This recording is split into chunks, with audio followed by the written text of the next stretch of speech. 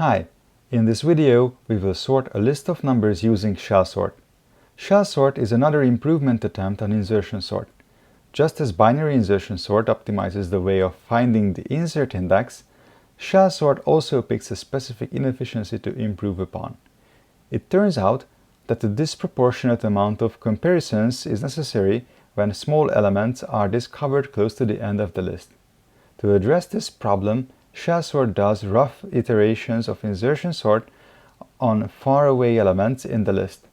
We can think of this as zooming out and sorting fewer elements at first, then zooming in little by little, always leaving the list a little more organized. In the end, we zoom into the finest resolution and do a classical insertion sort. By the time we are doing this, the list is mostly sorted and therefore way fewer comparisons will be necessary than we would have had to do without doing the previous shell iterations. If we want to write this up to a simple list, it would look like this. Use a list of shell intervals for zooming, take elements at interval distance from each other, and then insert them at their correct location. It might sound cryptic at first, but it will clear up rather quickly as we start typing it in. Okay, let's start. So first, we need shells. These are the zoom levels, also called as gaps. There is no optimal way of getting these numbers, at least not known today. We will, for this example, use empirical numbers starting with 3 and 1 as our two shells. Let's define the function itself. Shell sort, getting an array parameter. And so we go through all the shells and do a simple insertion sort, which is going to look like any insertion sort looks like, going through the range. The difference is only that we are going to sort by the shells instead of just going through from one. The to insert element is copied away as it is usually copied away in insertion sort. This is going to be the I index, and the to index is going to be I minus shell. But again, the loop itself is going to be similar. Y2 is greater than equal to 0 and array 2 is greater than equal to insert. We need to overwrite it. So 2 plus shell equal to array 2. And also, let's not forget decrementing the to index by the shell amount. And when this loop finishes, we can do the final copy, which is going to be putting the to insert element onto the correct place on this shell.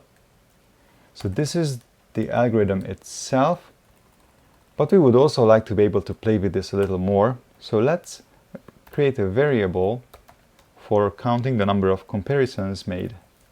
Comparisons 0, and whenever we make a comparison, let's increment this by 1.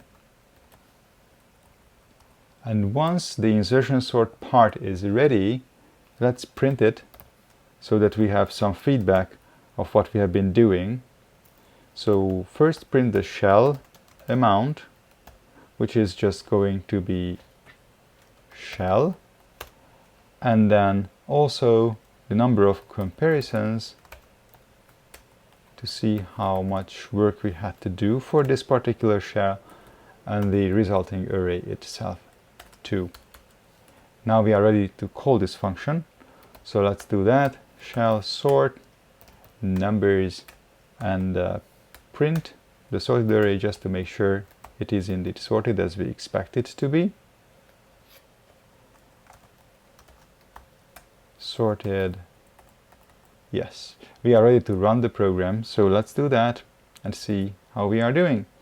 As you can see, we have done shell 3 first with 2 comparisons, which made everything that is at 3 distance from each other ordered.